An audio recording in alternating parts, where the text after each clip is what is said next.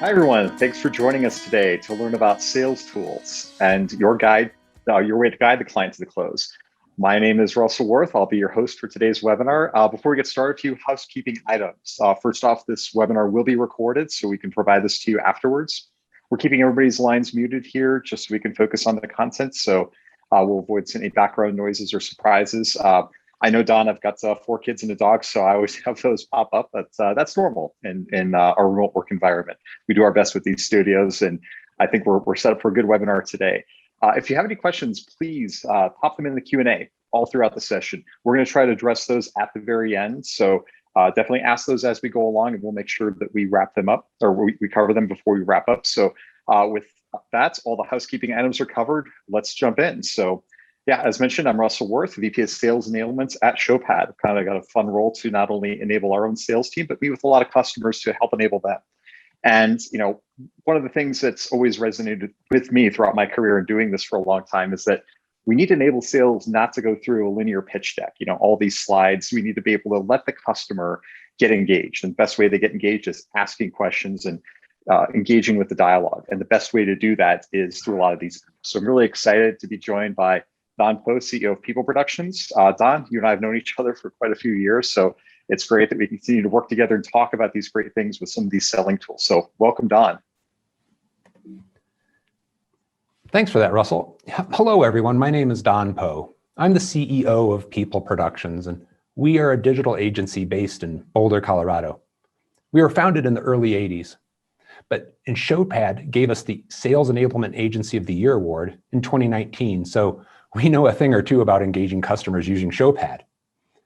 At People Productions, we develop the full positioning, the communication strategy, and key messaging guides for major companies.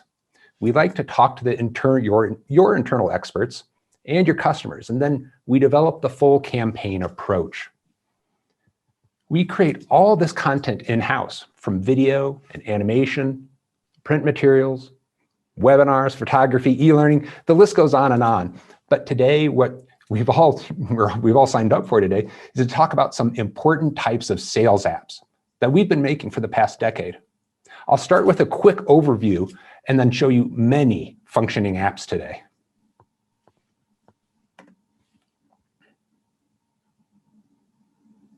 And so, Don, buyers don't want to sit through all these PowerPoint presentations where the seller's trying to guess what the buyer journey is and where they're at. So oftentimes, and I've been in sales before, and we try to build these overview decks to kind of best get a sense of where the customer's at, but we have to cover a lot in some of those. So what we don't realize is that the buyers lose focus if they're not engaged, and it's really difficult to create interactions and engagement with slides. Yeah, animations help, maybe some quizzes if you're doing some enablement, but what we're talking about today, even though we're doing some slides, not everything you're showing is in slides. We're going to show some of these apps as examples, but how does that seller drive interaction? You're going to have to show the value of your product. You really have to get the buyer to kind of see the art of the possible. So with all these stages of the journey, you can easily lose somebody at any point. So talk to us about how we drive that interaction at each of these different stages.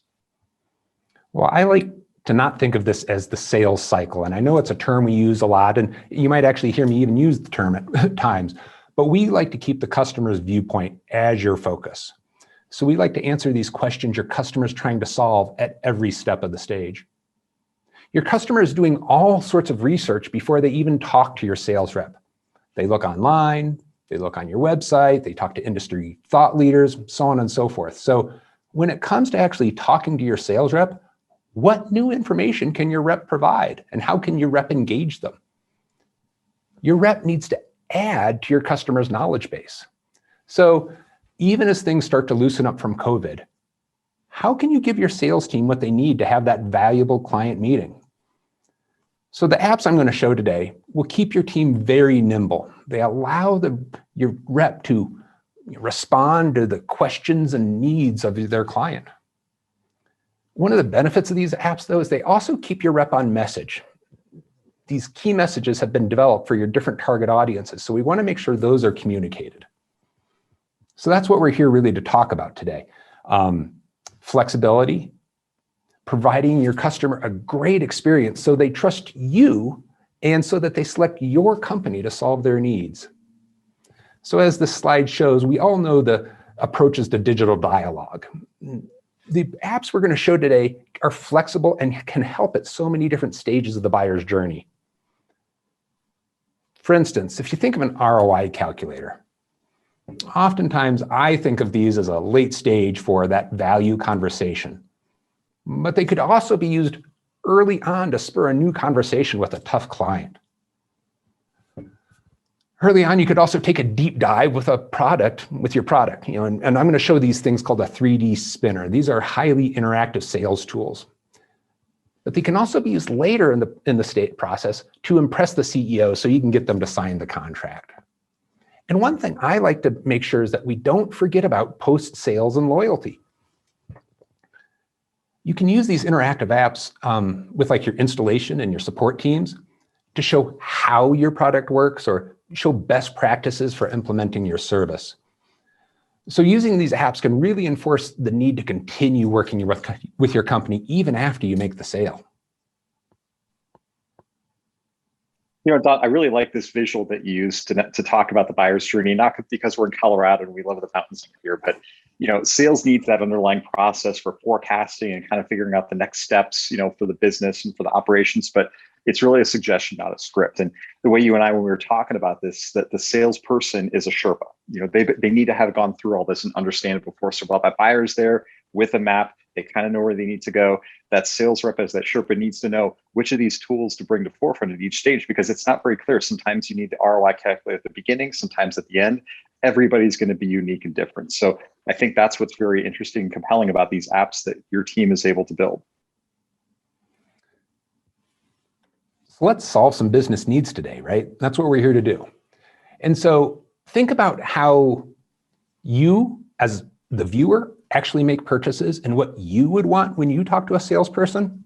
Forrester did some research around this and found that most customers want you to customize their meeting. And that makes total sense. You don't want the same old presented to you that they just did to someone else.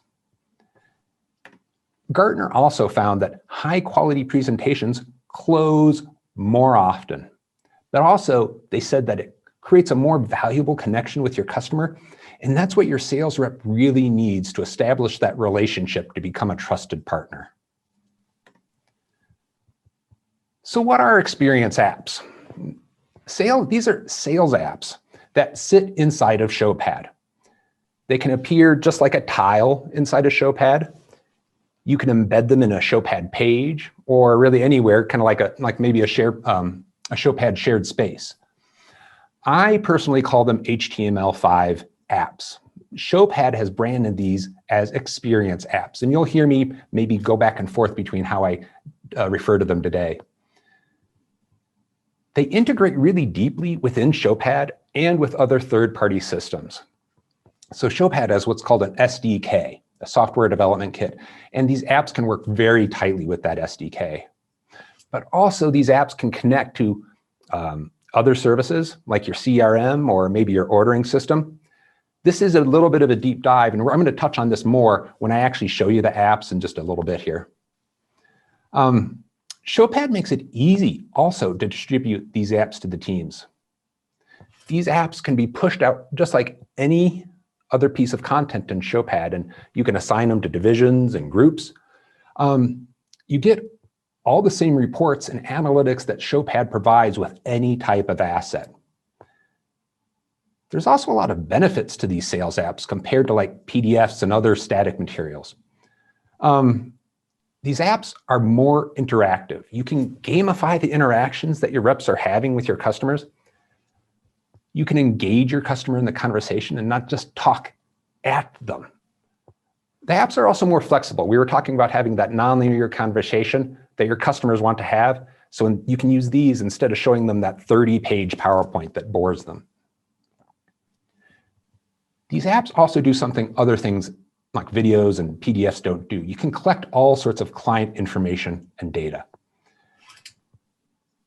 I'm going to show an ROI calculator. It makes it so simple to collect the information your reps learn in the field during the meeting. During the actual meeting, your reps can enter that information right then into the app. Your rep doesn't have to do anything like pushing the data to your CRM or enter it into Salesforce after the meeting. It happens automatically, and that's going to save a lot of effort for your team. This information that we collect in these apps can be utilized not only as part of that sales process though, but in other parts of your business like product development or when you're like writing white papers. So imagine having all these people doing first-person research and collecting all this data to guide where your product should go. One other unique benefit is experience work offline. You don't need an internet connection to run these apps. Another thing I like about working with Showpad, these HTML apps sit inside Showpad and it simplifies the development that our team needs to do. So things like analytics, tracking, who opened your content, the authorization, security, all those types of things are handled by Showpad. So what does that mean for you? Well, it lightens the load for our developers, which makes it easier, cheaper, and faster to make these apps compared to making them on their own. So I mentioned how I call these HTML5 apps. They are based on HTML5 code, and that means that it works great on any platform. So these apps work on desktops, tablets, phones. They work on Macs, PCs, Androids. And I mentioned several times, of course, that they work in Showpad. But you can also make some minor adjustments to the code, very small things, and you can actually make these apps work standalone on your website as well. There's even methods where we can push these apps to like the Apple or Android store as standalone apps. But bottom line, you have only one code base that we're using when we do all these different versions of it. So instead of having one code base for an iPhone version, a different code base for an Android version, and a different code base for your website, it gets really complicated to maintain all those different versions. And with this approach with HTML5, it's all in one. Yeah, and Don, as a former software developer, I can attest to how hard it is to maintain multiple code bases and how easy it is, even if you're not a technologist. HTML5, it's a near universal language.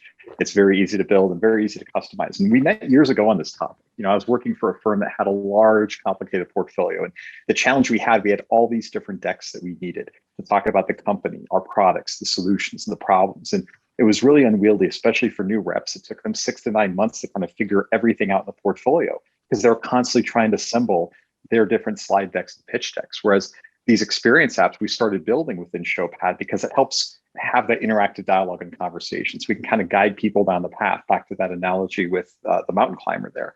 And so I really like this and calling them experience apps because we're creating an experience. You know, we're creating that interactivity. You know, this isn't Don Draper coming in Mad Men with, 50 slides and we're going to tell a fantastic story.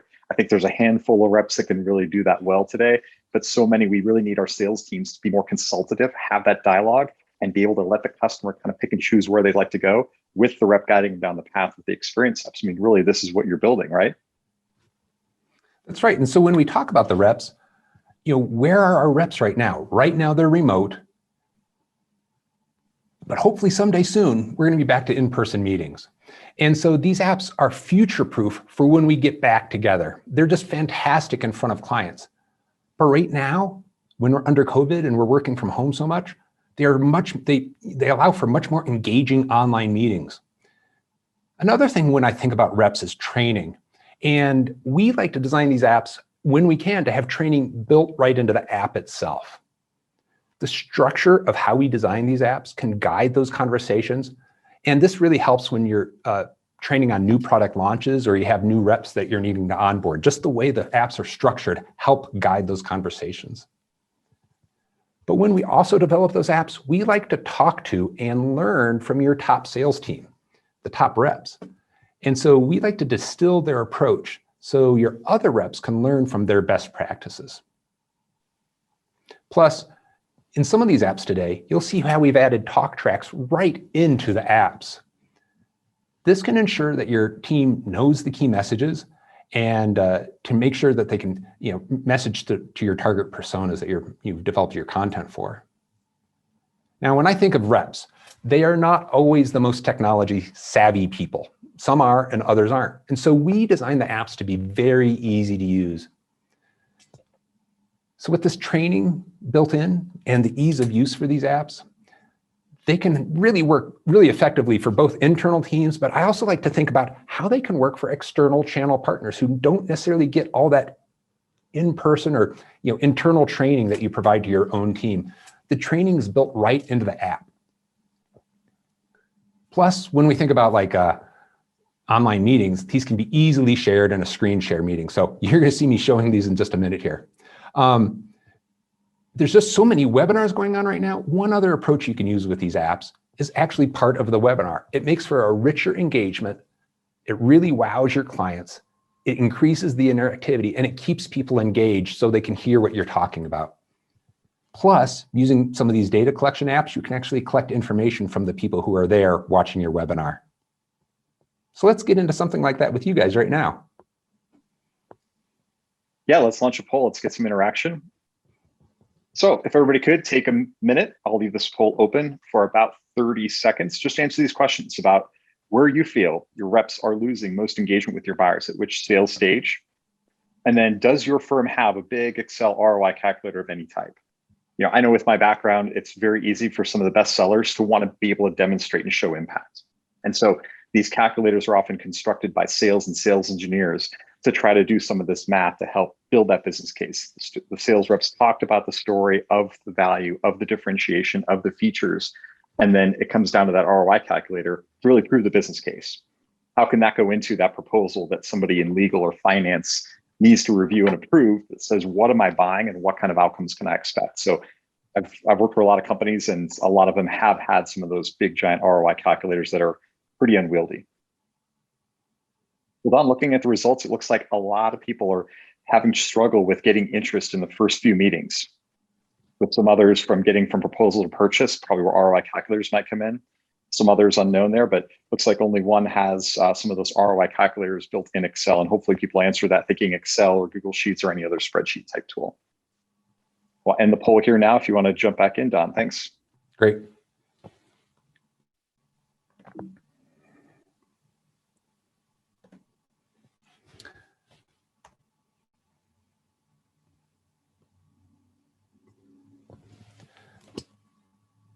Well, I know one of you mentioned that you had an ROI calculator, and I'd like for more of you to explore how these work. An ROI calculator or a cost analysis tool can work great with the value sale and prove to your customer that your product can save them time and money.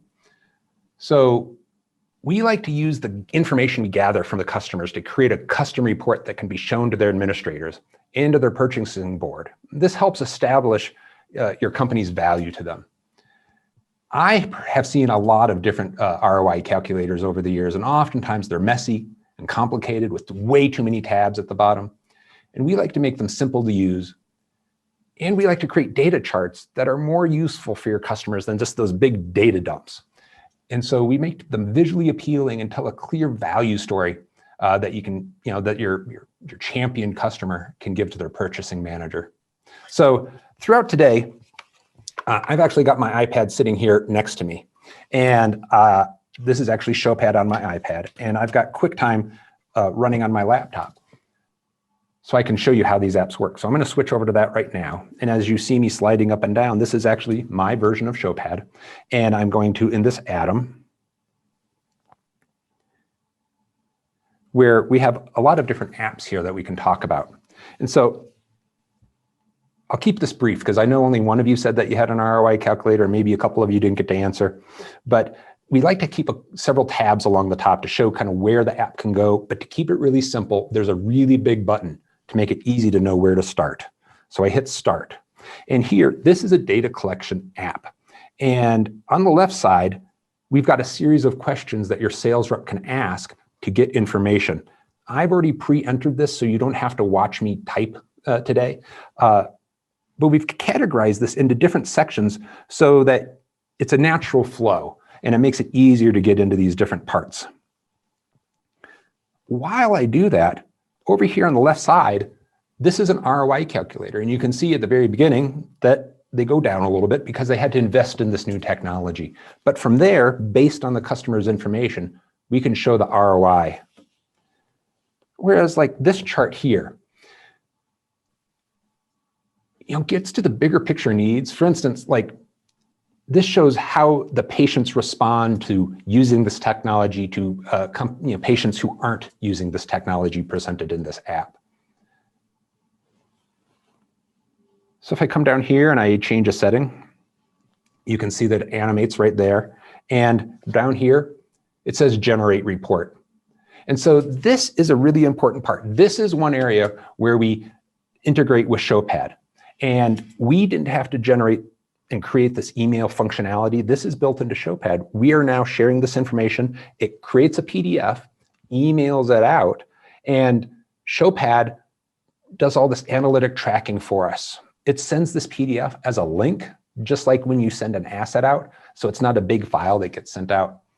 So your rep can see if your customer opened the file, how often. At this point, you can see if you ever have a really hot lead you need to follow up with. Another thing that I find interesting about these kinds of apps is not only can we send them to the customer and your sales rep and maybe your sales manager, but you can also send them to like your product development team. This can help guide new product developments based on the research that your reps are doing out in the field. Or maybe you send this like to your research team who are writing white papers, and they can aggregate all this data and show how, where the industry is going. Write some really interesting white papers. So let's move on to another type of app. This is what I think of as our interactive showcase right now, and let's dive into how the products work. And this first one I want to show is just so obvious that I'm going to get right to that right from the start, and I'm going to close this one out. And I mentioned a 3D or a 360 spinner before. And right here, it's got a landing page, and I've got 2 dots at the bottom of the page, excuse me, to let me know where I'm in this app. And this app is pretty small. There's only 2 pages, and I'm going to swipe to the next page.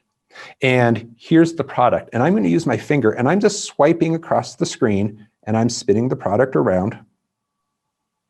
And let's say I hit this spot, and here's an animation showing how the device works. And a button here that has the key messaging that I want to make sure the rep hits on when they're talking about this device. Here, I've made the device go see-through, and yet I can still spin it around. And so our 3D artists have removed the proprietary parts of this device to protect it from the competition when we're showing this. But under COVID, it's hard to show your products right now.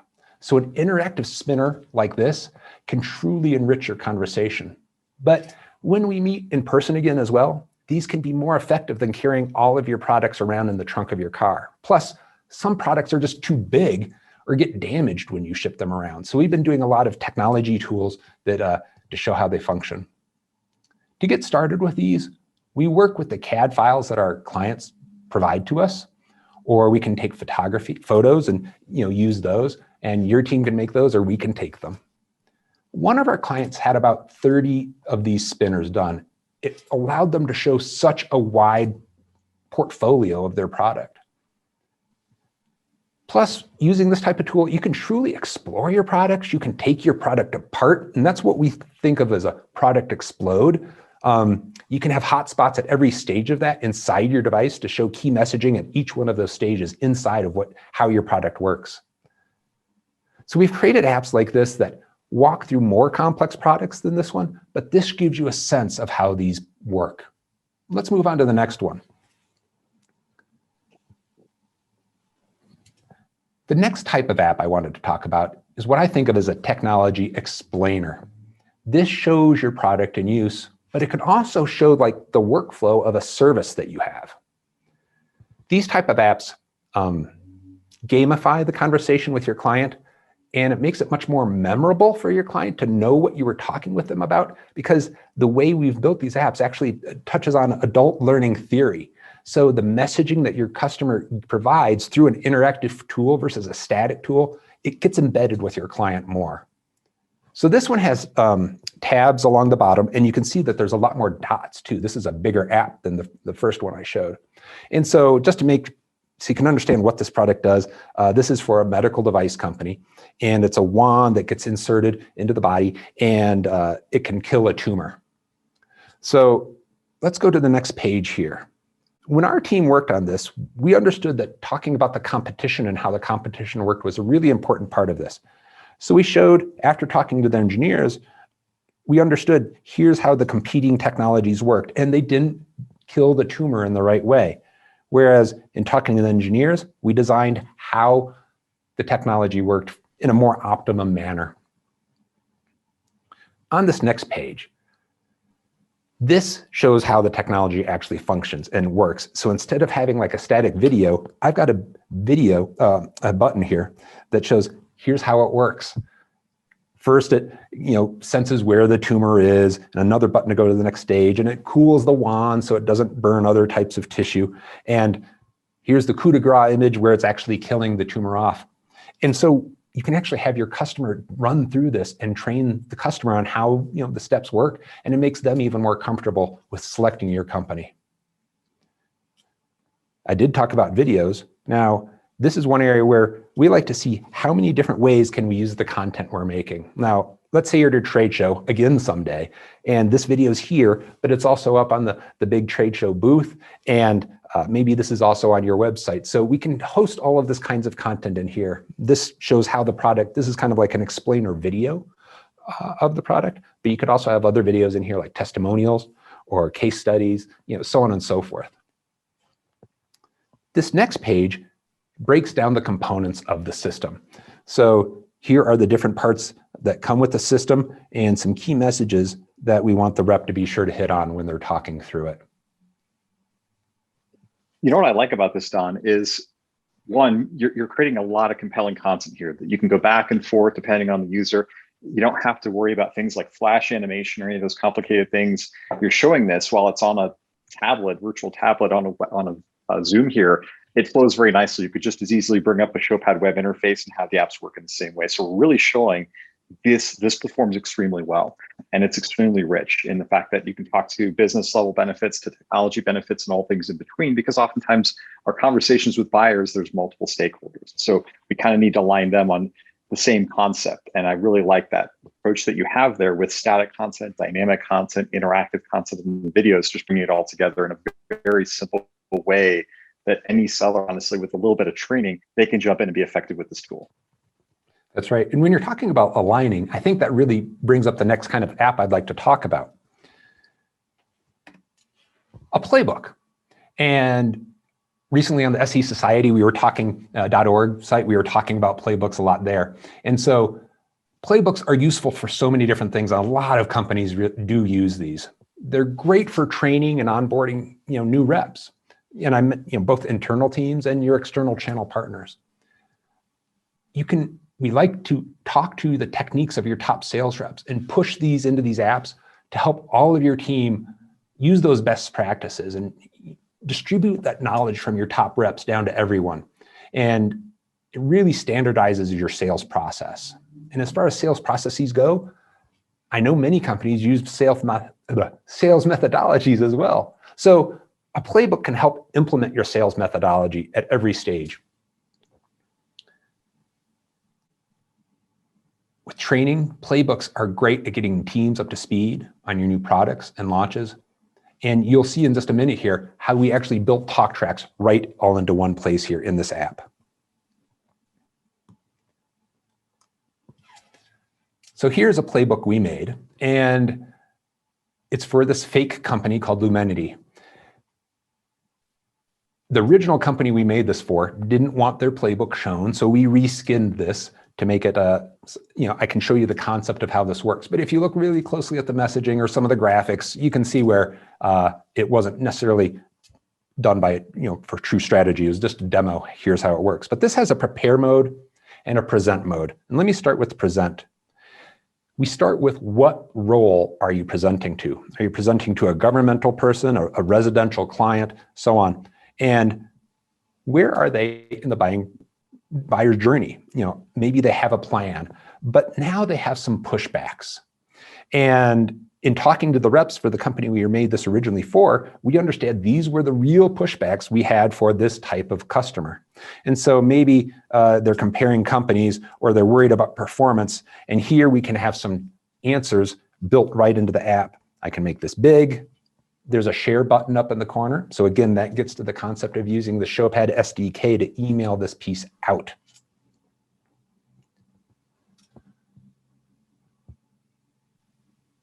These answer the pushbacks that, oh, sorry, Russell, if you had a question.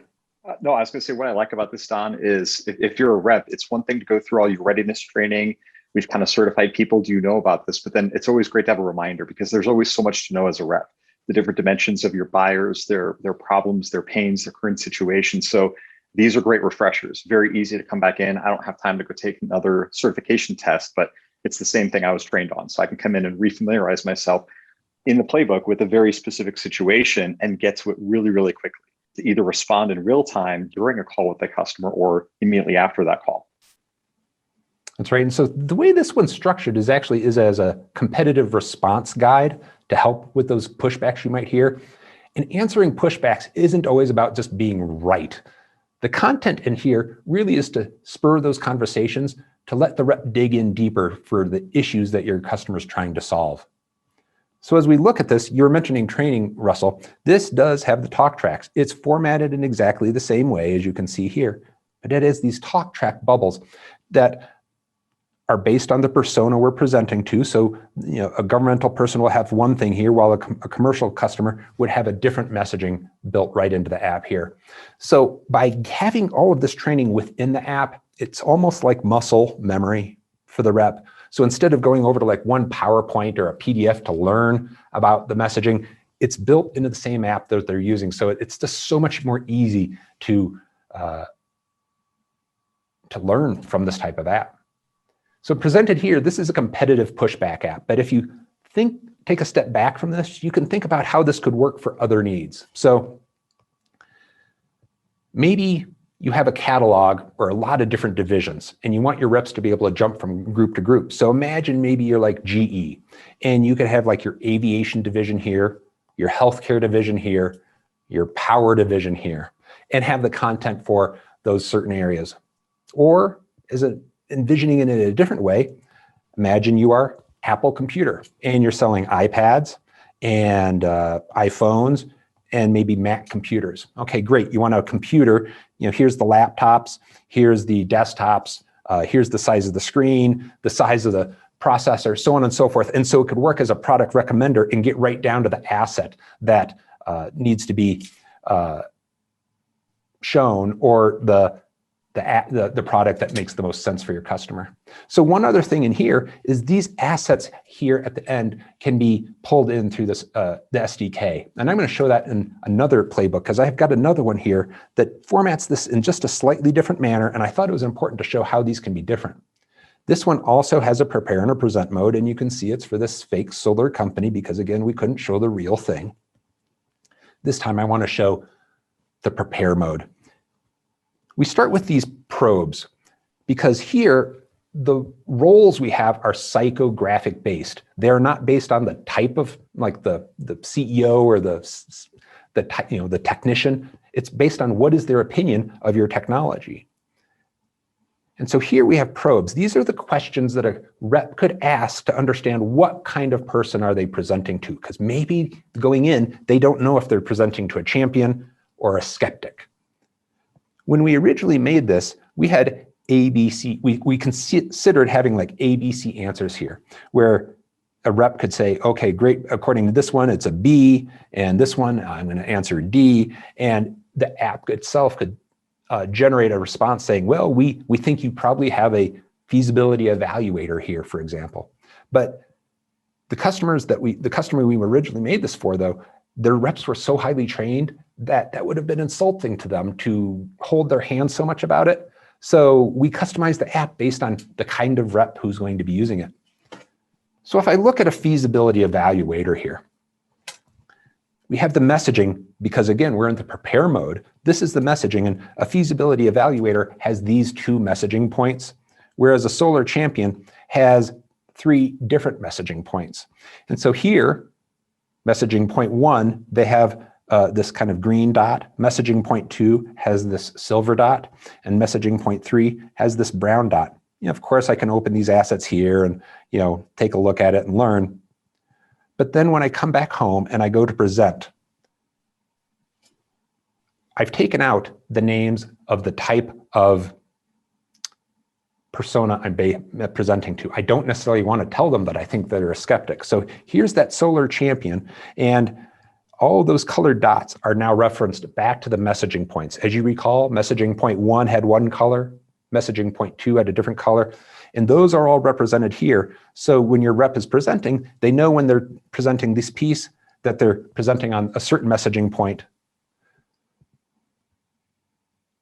This uses the Showpad SDK to pull all of these assets into the playbook. These aren't hard-coded into the app. We use Showpad tags to say that certain assets go with messaging point 1 for the persona 1, or messaging point 3 for the third type of the persona.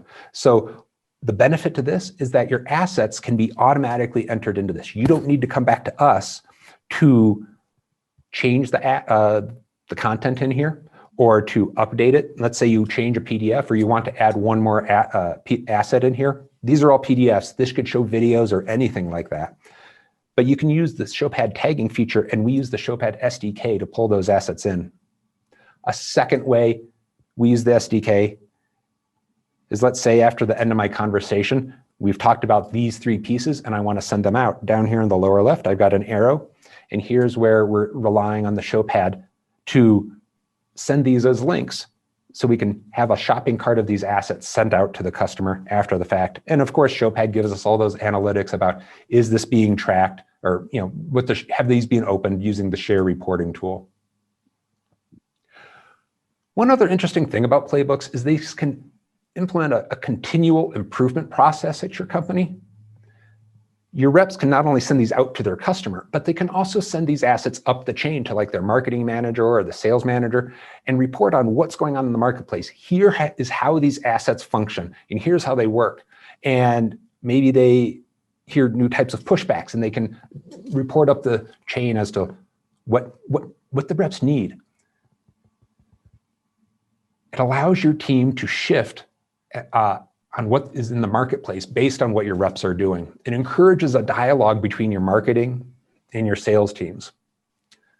So these playbooks can be configured in so many different manners to train and standardize your sales process. But when it comes to sales, let's get to a very important part: generating the quote or closing the sale with a proposal. I had one more thing on Playbooks, Don, that I liked about that you mentioned. I think it's important, is that they change, and the fact that you can make those changes with the content, with the tags very quickly. You don't have to come back and recode anything. If this is structured in the right way, that dynamism can be supported because change is constant in sales and marketing. And I like that if I'm in marketing or I'm in sales enablement, all of a sudden we discovered something we need to add to the playbook, we just add that content, tag it the right way, and it's instantly available. There's no recoding or anything like that that's required. That's one of the things I love about Showpad, is just how it can pull those assets in. It makes it so easy to develop some of these apps that we've made, because sometimes all the content hasn't been made, but we can still keep the app fresh by pulling everything in. And some of our clients actually use these apps as a one-stop shop. Like the reps present only from the app, these experience apps, but it has all this other kinds of content. The videos and the PDFs and so on are built right into the app, so they don't have to jump around, although they still can in Showpad, but the app becomes like a one-stop shop for the sale. So let's move on to quote builders and proposal builders. And so instead of handwriting a bid, or yet again sitting in front of Google Docs or Word and writing a proposal, finding like maybe an old example one and having to like adapt it, let's do this all right in Showpad. It makes it so easy to do this with these types of tools. Plus, it simplifies the data collection process. A quote builder can streamline your workflow for creating all sorts of kinds of budgets and proposals. Excuse me. So we can automate the process also within Showpad. We can save the data inside Showpad, and like using an API, we can push it to an external ordering system, and boom, your order is placed right from inside Showpad. Maybe you need a simpler process. Maybe you don't have an ordering system. And instead of working with an API and pushing the order directly into your ordering system, this app can send an email out to your customer or to your sales manager or something for them to review. So let's take a look at this. So this one is actually, we structured it vertically instead of horizontal. And again, this one's reskinned, and we wanted to move on from working with this fake solar company. So for this one, we reskinned this app for a snowboarding company that is selling snowboards to a big resort for their rental department. I'm going to enter my information. Of course, when you're making a sale, you need to know who you're selling to. And so here I'm entering in this information. And now we're set to go. This next page filters what you're going to be talking with your customer about. And so here I want to limit it to these kinds of items that I'm going to be talking with my client about. And here are just those items. And so, great. This is generally later stage. You're not doing a sale on the first day. So our customer probably knows a lot about this, and they want a couple of these snowboards and a couple of those. But really, because we were dealing with rentals, we educated them more on the lower end snowboards. But let's take a couple and push the price up to the higher end models. And yes, we do need a couple of these, but this red one, I just don't know enough about it. And so right in here, in the sales tool, in the quote builder, we've got product information. So here's some specifications. And here's another PDF. Again, this is one of those areas where we can use the Showpad SDK to pull more product information into this app. It doesn't have to be hard coded into the app. You can add another video in here or so on and so forth. But great, now that I've seen this, I would actually like to buy a whole lot of those. That looks very interesting. And I'm going to move on to the next step. Down here at the bottom, it has all the items that we decided to buy. And let's see, I actually need a couple more of these. And yes, I do want the 2-year warranty. So here we have these last minute add-ons are added right here. And yes, I do need a couple of edge tuners, but the Vice kit, I'm just not sure. Let me look at those. Okay, great. I can understand more about that. I'll get one of those. So everything is right here for the sales rep to go through. Here's the total price. And I'm going to sign right here on the dotted line, agree to the terms and conditions, and place the order. So our app can at this point integrate with the ordering system and place this order directly into your third-party system. Or we can use this and email a PDF of the order to your client or your manager. But at this point, the sale is really done. Let's look at this from a different kind of angle, though. As a proposal builder, instead of a quote builder, so instead of taking in an order, we could use a similar process in this app to build out a proposal that simplifies and speeds up your proposal writing. So you'd still start with entering the information of your client at the beginning and select which parts of the proposal you need, like the extended warranty or the shipment selection. Maybe you need the insurance page in there, whatever. And so you can go through there, and after entering this information, you can pick out which parts of the form you want. The app automatically configures all the right pages into a custom proposal for your client because you can still have the ordering information in there as well. Bottom line, you can enter in all the details and pricing of the order, customize it, and your rep has built a proposal very quickly. It's all inside a Showpad, and it's all saved in one centralized location. So maybe a sales manager needs to review this before the proposal is sent out. We could have one version of this app for how the sales rep, what they need to enter, but another version that shows the approval process for your sales manager. And as for the customer, you can put this on a shared space, or you can email it out inside a Showpad, and you can track that it's been opened. What I like about the power of this, Don, is you can move at the speed of the customer, because oftentimes, I've been on the other side where I've got an urgent need. I'll come back to your snowboard analogy. We've got snow coming in Colorado in just a few hours, maybe a day. I need to get a snowboard fast. Maybe it's not quite like that, but maybe I need to buy some type of business product. So this lets me get from ideation, understanding that right to the quote really, really fast. So we can kind of avoid some of that friction of doing business. And this is really what creating an experience is all about, simplifying B2B and the buying from start to end. And I really like the gambit that you covered there in all these different experience apps to really make it a little bit easier, more consumer-like almost in some of these apps. That's right. We always look for ways to decrease friction in the sales process. And that's why I like adding those assets, those items at the last minute. It makes it so easy for your sales rep to still talk about those other items. But so today, we've talked about ROI calculators, cost analysis tools, product and technology brochures, Playbooks and training within the app, and ordering and proposal building.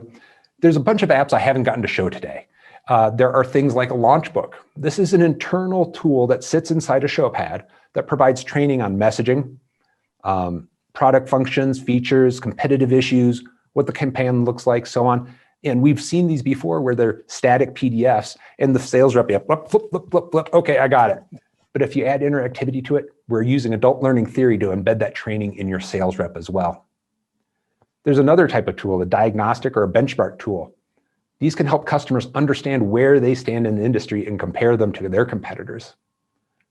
A recommendation tool. Now, I talked earlier about how a playbook could be a recommendation tool, but this type of tool is a data collection tool. It takes in their information to suggest a specific product. Sell sheets and product brochures. Everyone has to have them. They're often static PDFs. We like to create interactive sell sheets with lots of touch points, hotspots, to make it so you can explore the content in there. And again, it engages your customer.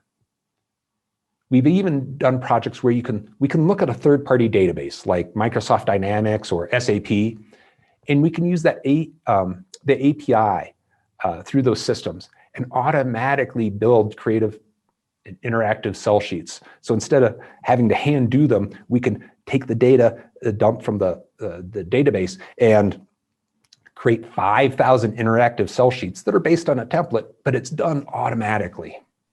Mapping is another kind of app. You can have a map that shows where your authorized dealers are, or you could have like a mapping service that you enter in your address and you can find out, maybe your Quest, like an internet provider, can I get fiber internet at this address? Another type of tool, a scheduling tool. This again works with a third-party API to work with your scheduling system, and you can set up the repairs or follow-up meetings, the installation date, order placement timelines, all those kinds of things can be brought right into these apps. Again, all in Showpad, so you're not having to go to different systems. One type of app that I really wanted to show today, and I just don't have time, is a software or a hardware demo. This is a highly interactive version of your software or your hardware, and we can actually make it somewhat function in Showpad and have hotspots and bring up things so people can actually operate your software or your product. As we brainstorm, there's lots of other types of apps that I haven't even listed here. Like we've been doing a lot of tours of facilities with 360 cameras. We talked about those product explode versions and how you can compare, do a competitive comparison in some other different ways.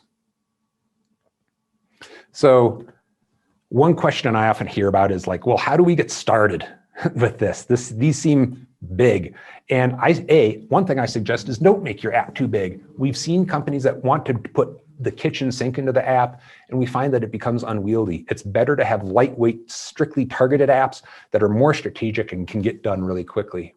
You don't have to come to us with a full wireframe of what you want the app to do.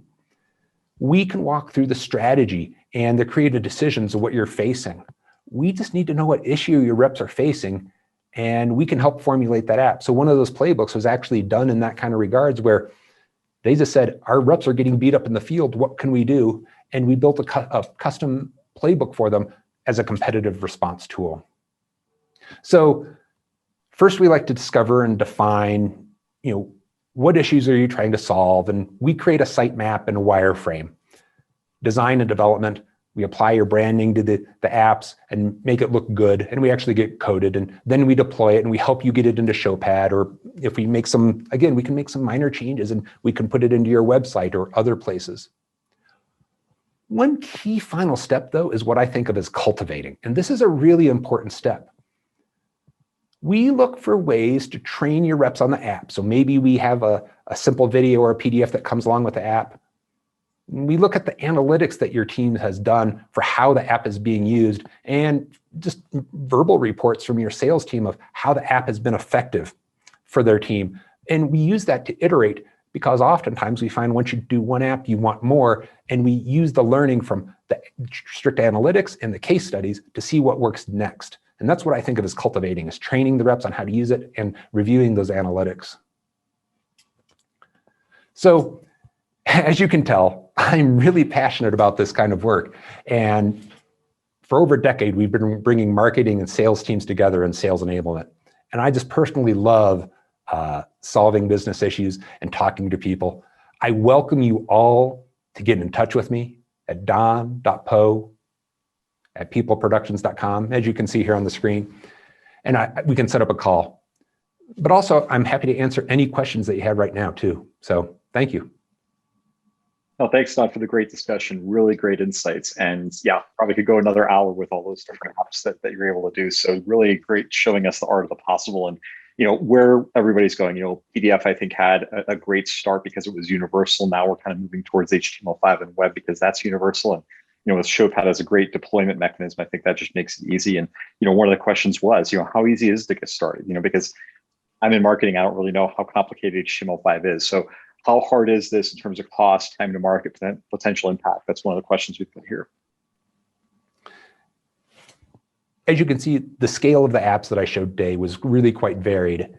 And many of you have probably produced videos as well. And so sometimes there's simple videos and bigger, more complex videos. And I would say that the pricing for these is actually similar to producing some simpler videos or some more complex videos. And what I have heard is that many of our customers have reported a really fast ROI by using these apps, that they're able to close faster and bigger deals with using these apps. So they seem to be quite a good investment for the companies we make them for. When you think about pricing, there's kind of two ways we break out pricing. Sometimes the app is straightforward enough and we can price out the app in of itself. Other times, we do what's called a discovery process to start, where we start to ideate what's possible, coming up with wireframes and solving the issue, but we don't know how big the app is yet. And so we break out the discovery phase from the actual development phase. And it's kind of like building blueprints for a house, where you want to make sure you're structuring the piece right in the first place before we start budgeting, like, well, what's the foundation looking like? One other thing I think about when I think the budget aspect too, is how can we leverage this in many different places? Again, if you have a video inside this, maybe you already have the video and you can put this in and you can use your content you already have in more ways. Or oftentimes, like with that 360-degree spinner, oftentimes that's something that actually gets taken out of the Showpad app and placed on the website, because those are such fun interactive tools for your customers to use. So we look for different ways for how many different ways can we leverage the content that's being created in not only in Showpad, but in other ways as well. That's great. That was one of the other questions that came up is, so, you can very easily lift and shift and you repurpose these, without a lot of recoding. In fact, very minimal, if any, it sounds like. And then, last question I've got here, because I know we're wanting to end on time. How easy is it to update these apps? So after you've built something, and all of a sudden something new comes along after the product launch, or rep they're using the tool and they've got some feedback. So how easy is it to provide a minor update? Well, we like to use the SDK where possible, so other content can be pulled in automatically. And that's one of the really simple ways to update an app, is by making it flexible enough to use other types of content within the app. Which, if you remember, is like from the Playbook, where it can automatically pull assets into the app. There are some updates that need to be made from time to time. They are kind of like your website or WordPress site or whatever, where you do need to do some maintenance at time. And everything we do is based on HTML5 code. So we can make those updates. Your in-house developers can make those changes as well. They just need to know how to do coding. And we're happy to have that kind of partnership with our clients so that they can be self-functioning, or that we can simply make those updates on our own. Fantastic, Don. That's all we have for questions. Looks like a couple other folks really enjoyed this session. So as I mentioned, this will be recorded. We'll get it out to folks that may want to take another look at what the art of the possible is. I know I'd want to rewind and take a look at all those experience apps that you have. And fair to say that we could probably either contact you at your email address that's here, or check out peopleproductions.com to see more details about the art of the possible. And again, a lot of this art of the possible, it's powered by Showpad to make that easy to quickly deploy to your sales team, update to your sales team, tie into your content, and get it in the hands of your customers, through an interactive tool, a secure microsite we call shared space. So this is just where the sales motion is going in B2B sales and remote sales, but we still want to make sure that we're ready for when we get back to in-person selling, as you mentioned. So Don, thanks a lot. This is a great session. Thanks, Russell, for joining me today. And I appreciate everyone else who joined online. Thank you. Hope this was informative. Thanks, everybody. Have a great day.